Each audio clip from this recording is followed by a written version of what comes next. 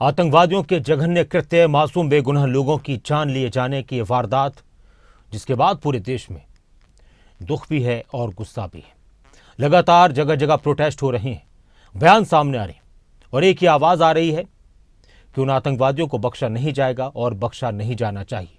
इसके साथ ही अलग अलग राजनीतिक पार्टियों की तरफ से भी आतंकवाद के खिलाफ लड़ाई में एकजुटता की बात कही जा रही है। विषय है जो वर्षों से जिसका लाभ पाकिस्तान उठाता था, वो सिंधु जल समझौता, उसको अब एबियंस में रख दिया गया है और अब कम से कम पाकिस्तान इसको हल्के में न ले। और अगर पाकिस्तान ने अभी भी इस प्रकार की कोई गतिविधि का कोई संकेत दिया तो फिर पाकिस्तान का मैं समझता हूँ उसको भारी एक नुकसान, ऐसा भारी खामियाजा भुगतना पड़ेगा। आज दुनिया के देश इस मामले में आतंकवाद के खिलाफ हमारे साथ खड़े हैं। ये घटना बताती है कि आतंकवाद अब अपनी अंतिम श्वास ले रहा है। निर्दोष पर्यटकों पर हमला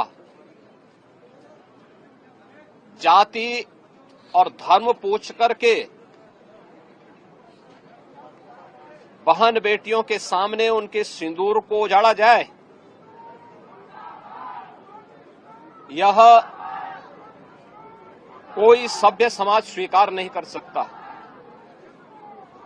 और खास तौर पर भारत के अंदर यह कतई स्वीकार्य नहीं है। बहुत ही दुखद घटना है, इसकी जितनी भी निंदा की जाए कम है।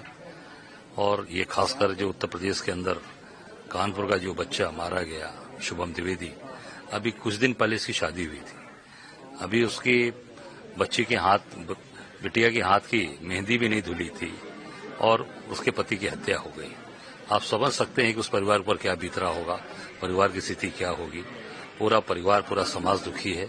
कदम उठाने पड़ेंगे प्रधानमंत्री को भी, ताकि ये जो टेररिस्ट बार बार अपनी बात करते हैं और अपने बात रखने के लिए इस तरीके से लोगों की हत्या करते हैं, उसके ऊपर हमें गहर विचार करना पड़ेगा और कुछ ना कुछ सरकार के जहन में भी ये बात लानी होगी, ताकि आइंदा आने वाले समय में कोई ऐसी दुर्घटना ना हो, ऐसी जाने ना जाए। आज का ये समाचार सुनकर हम बहुत दुखी है कि इस तरीके से चुन चुन कर उन्होंने हमारे लोगों को मारा है। तो इसके लिए हम जहां उनकी भरसक निंदा भी करते हैं और हम ईश्वर से प्रार्थना करते हैं कि उनके परिवार को वो शांति प्रदान करें और जो आत्मा चली गई है उनको शांति मिले और उनके परिवार को जो ये गहरा आघात पहुंचा है उसमें ईश्वर उनकी मदद करे।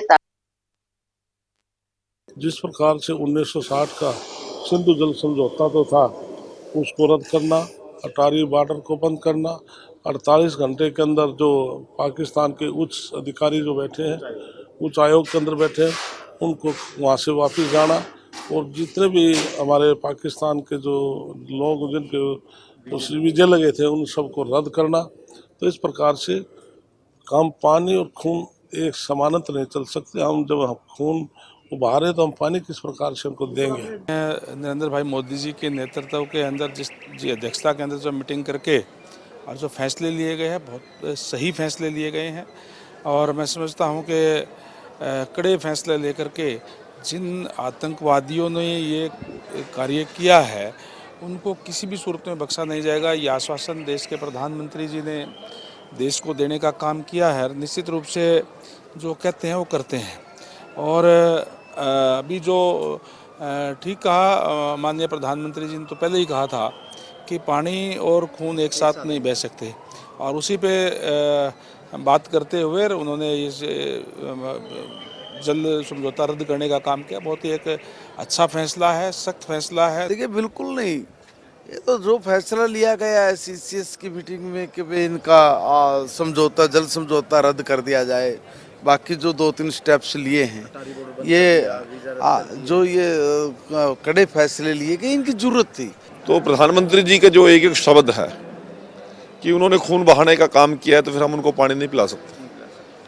तो ये सिंधु समझौता जो रद्द किया है, 5 तारीख तक भारतीय जो नागरिक पाकिस्तान में हैं उनको वापसी बुलाने की बात है। और 24 घंटे के अंदर अंदर जो पाकिस्तानी नागरिक यहाँ पर है वो वापस जाएं। इसके साथ साथ ये संदेश देना बड़ा ज़रूरी था